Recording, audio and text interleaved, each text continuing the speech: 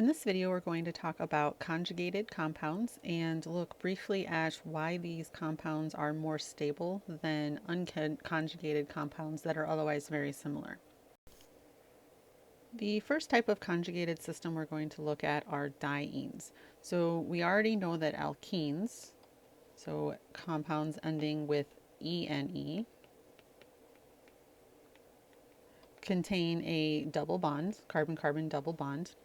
So a diene is going to have two carbon-carbon double bonds, and you can have any structure with two double bonds anywhere you wish and consider it a diene. So for example, this would be a diene, but to be a conjugated diene, which is what we're interested here, those double bonds need to be next to each other.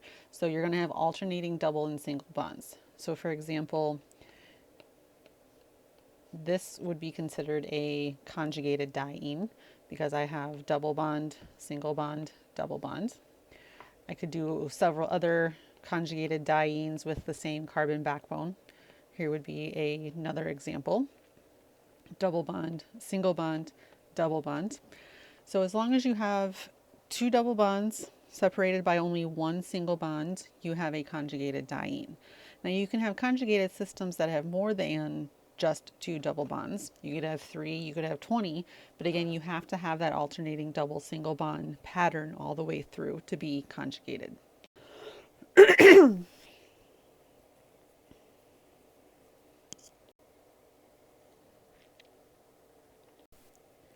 Another common example of a conjugated system would be an enone.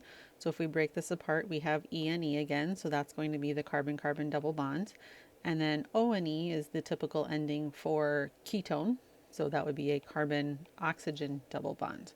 So an enone, much like the conjugated diene, you have to have the double bonds separated by only one other single bond.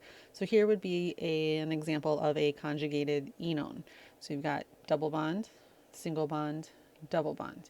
Here, the difference between the enone and the diene is that one of the double bonds is going to be a double bond to an oxygen atom. And then the last example we'll look at briefly here are aromatic rings. And there are many structures that are aromatic, and we will talk about how to determine if something is aromatic or not in a different video. But the most common aromatic ring is benzene.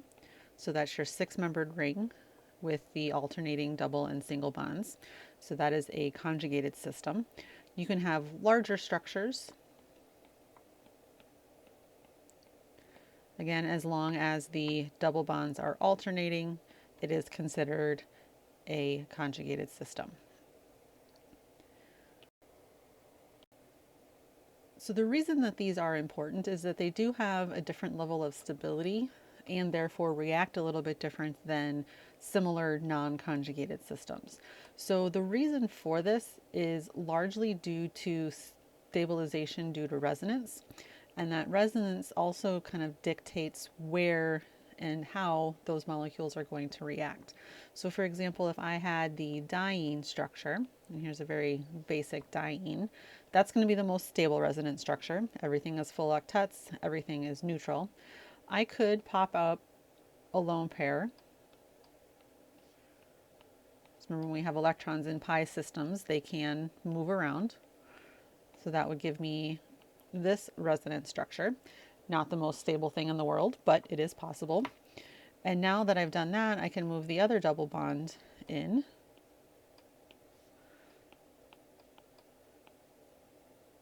Which puts my positive over here on the left and the negative over there on the right. So having this resonance, you're stabilizing your electrons, you're delocalizing them over a larger area in the structure, and this is the reason for that extra stability. This also, like I said, is going to help dictate where and how the molecule is going to react. So for example, if this diene was going to be my electrophile, I see that I have positive charge in 2 different locations. So there's a positive charge on that middle carbon, and then there's a positive charge on this end carbon. So those 2 carbons are going to be the ones that will act as electrophiles if we have an electrophilic type reaction. If we're looking to do nucleophilic, We can have the lone pair on the ends. There are a couple other ways we could draw resonance structures here as well. These would just kind of be the most obvious, most common examples. If we think about the enone,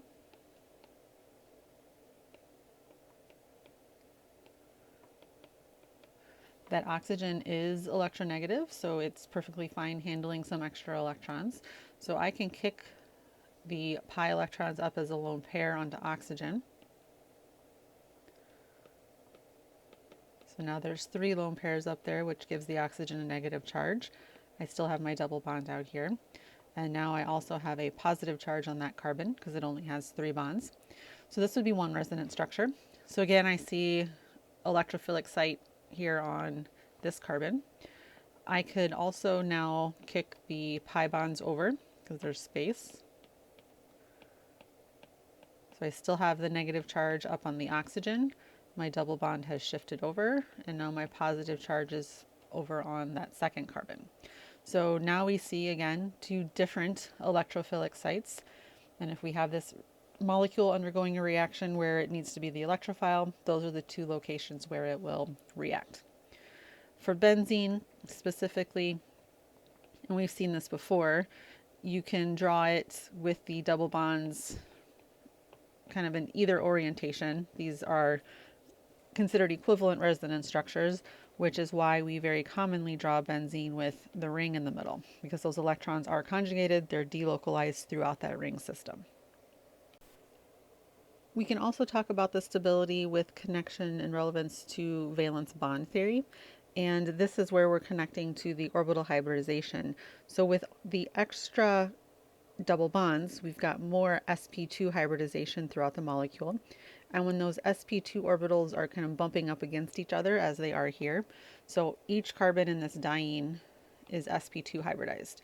So those sp2 orbitals are adjacent, and this allows the electrons to flow. It also gives our molecule greater s character, meaning the more sp2 orbitals you have, the more s character you have. So it's 1s to 2 p's versus having sp3 where it's 1s to every 3 p's. So having more s character, higher quantity of s to p ratio, you have a more stable molecule. So the more s character you have, the electrons are pulled closer to the nucleus because those s orbitals are closer to the nucleus. By doing that, that's going to shorten your bonds. Shorter bonds are stronger than longer bonds. So that's one more reason we have the extra stability with the conjugated systems.